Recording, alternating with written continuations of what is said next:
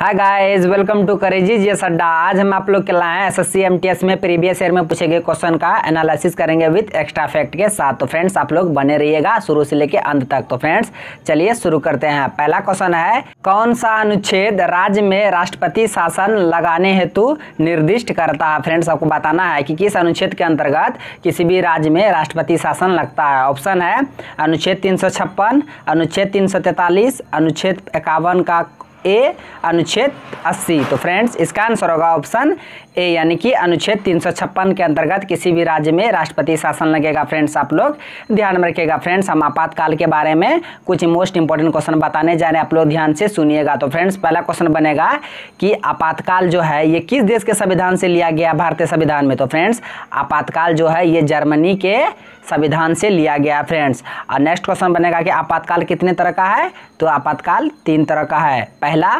राष्ट्रीय आपातकाल, दूसरा राष्ट्रपति शासन, तीसरा वित्तीय आपातकाल। तो फ्रेंड्स क्वेश्चन पूछेगा कि राष्ट्रीय आपातकाल किस अनुच्छेद के अंतर्गत आता है। तो 352, राष्ट्रपति शासन 356, वित्तीय आपातकाल 360। तो फ्रेंड्स आप लोग इसे याद रखिएगा। 4 साल का डिफरेंस है। जैसे 352 में राष्ट्रीय आपातकाल, 52 4 56, 356 में राष्ट्रपति शासन, 56 4 60, 360 में वित्तीय आपातकाल। फ्रेंड्स आप ये तीनों आपातकाल को याद रखिएगा और उसके साथ साथ अनुच्छेद को भी ध्यान में रखिएगा। तो फ्रेंड्स चलते हैं अब नेक्स्ट क्वेश्चन की ओर। नेक्स्ट क्वेश्चन है कि निम्नलिखित में से कौन नीति आयोग का अध्यक्ष होता है। फ्रेंड्स आपको बताना है जो नीति आयोग है इसका नाम पहले था योजना आयोग, बाद में 1 जनवरी 2015 को योजना आयोग की जगह नीति आयोग लाया गया मोदी जी के द्वारा। तो फ्रेंड्स इसमें क्वेश्चन में पूछा है कि नीति आयोग के अध्यक्ष कौन होते हैं।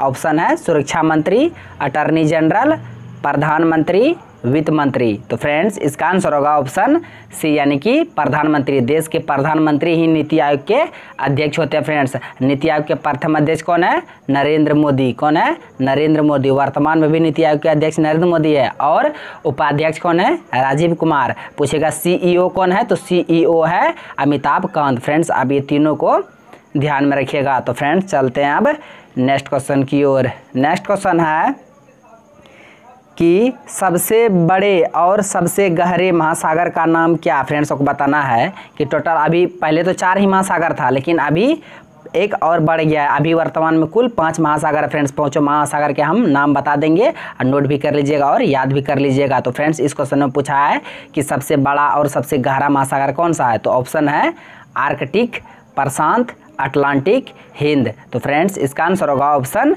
बी, यानी कि प्रशांत महासागर, ओशियन पैसिफिक सबसे बड़ा और सबसे गहरा महासागर है। फ्रेंड्स आप इसे भी ध्यान में रखिएगा।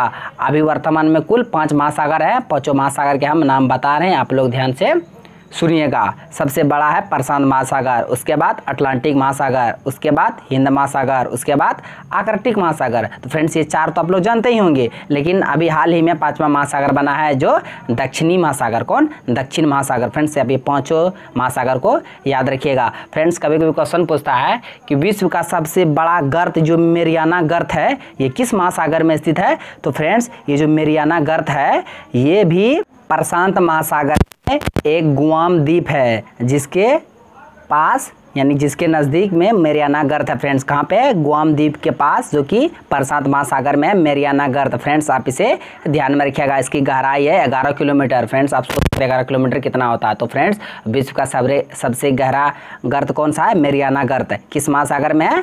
प्रशांत महासागर में गुआम द्वीप के पास। फ्रेंड्स आप इसे भी ध्यान में रखिएगा। नेक्स्ट पॉइंट है, चाणक्य को ... नाम से भी जाना जाता। फ्रेंड्स ये जो चाणक्य है जिन्होंने अर्थशास्त्र का रचना किया था, अर्थशास्त्र का जनक कहा जाता है चाणक्य को, इसका और अन्य नाम क्या है। ऑप्शन है राजशेखर, तेजस्वी, कौटिल्य, वात्स्यायन। तो फ्रेंड्स इसका आंसर होगा ऑप्शन सी, यानी कि कौटिल्य। तो फ्रेंड्स चाणक्य का अन्य नाम कौटिल्य है और इसके अलावा इसका अन्य नाम एक भी है विष्णुगुप्त। फ्रेंड्स आप ये तीनों नाम को याद रखिएगा। पहला विष्णुगुप्त, दूसरा चाणक्य, तीसरा कौटिल्य। तो फ्रेंड्स ये तीनों एक ही आदमी है, इसका नाम अलग अलग है। फ्रेंड इन्होंने ही अर्थशास्त्र का रचना किया था। फ्रेंड्स आप इसे भी ध्यान में रखिएगा। Next point. नेक्स्ट क्वेश्चन पूछा था कि भारत की पहली महिला शतरंज ग्रैंड मास्टर ... है। फ्रेंड्स आपको बताना है कि भारत के पहली वो कौन सी महिला थी जो शतरंज के ग्रैंड मास्टर बनी थी। फ्रेंड्स ऑप्शन है एस विजयलक्ष्मी, तानिया सचदेव, हारिका द्रोणावल्ली, ऋचा पुजारी। तो फ्रेंड्स इसका आंसर होगा ऑप्शन ए यानी कि एस विजयलक्ष्मी भारत की पहली महिला शतरंज ग्रैंड मास्टर थी। फ्रेंड्स आप इसे ध्यान में रखिएगा। तो फ्रेंड्स चलते हैं अब नेक्स्ट क्वेश्चन की ओर। नेक्स्ट क्वेश्चन है कि डायनामाइट डॉट डॉट द्वारा आविष्कार किया गया था। फ्रेंड जो डायनामाइट है फ्रेंड्स, ये लकड़ी के जो डायनामाइट नाइट्रोग्लिसरीन को लकड़ी के भूसे के साथ मिलाकर एक विस्फोटक पदार्थ बनाया जाता। फ्रेंड्स ये है डायनामाइट। और डायनामाइट का आविष्कार किसने किया था, इसमें ये क्वेश्चन पूछा है। ऑप्शन है Jean Antoine Nollet, Alfred Nobel, Joseph नाइजर, टेड नेल्सन।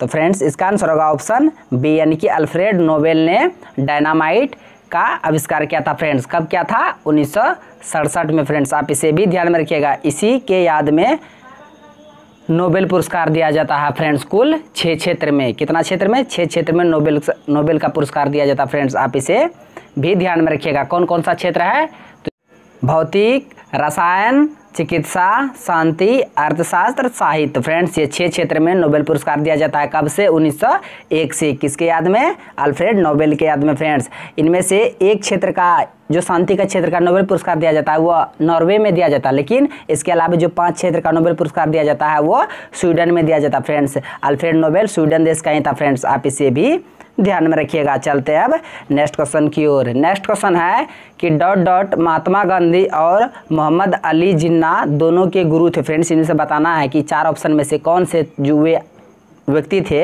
जो महात्मा गांधी और मोहम्मद अली जिन्ना दोनों के गुरु थे। ऑप्शन है बाल गंगाधर तिलक, लाला लाजपत राय, रविंद्रनाथ टैगोर, गोपाल कृष्ण गोखले। तो फ्रेंड्स इसका आंसर होगा ऑप्शन डी यानी कि गोपाल कृष्ण गोखले महात्मा गांधी और मोहम्मद अली जिन्ना दोनों के गुरु थे। फ्रेंड्स आप इसे ध्यान में रखिएगा। क्वेश्चन पूछेगा कि गोपाल कृष्ण गोखले का राजनीतिक गुरु कौन था, तो महादेव गोविंद रनाडे था गोपाल कृष्ण का राजनीतिक गुरु। फ्रेंड्स आप इस सारे क्वेश्चन को ध्यान में रखिएगा। चलते हैं अब नेक्स्ट क्वेश्चन की ओर। नेक्स्ट क्वेश्चन है कि चंद्रमा के अध्ययन को क्या कहते हैं। फ्रेंड्स चांद है, इसका अध्ययन को क्या कहते हैं। ऑप्शन है सिलिनोलॉजी, कॉस्मोलॉजी, इरिडोलॉजी, पैलेंटोलॉजी। तो इसका आंसर होगा ऑप्शन ए यानी कि सिलिनोलॉजी चंद्रमा के अध्ययन को कहा जाता है। फ्रेंड्स ये पृथ्वी का एकमात्र उपग्रह कौन सा है, चंद्रमा। फ्रेंड्स आप इसे भी ध्यान में रखिएगा। चलते हैं अब नेक्स्ट क्वेश्चन की ओर।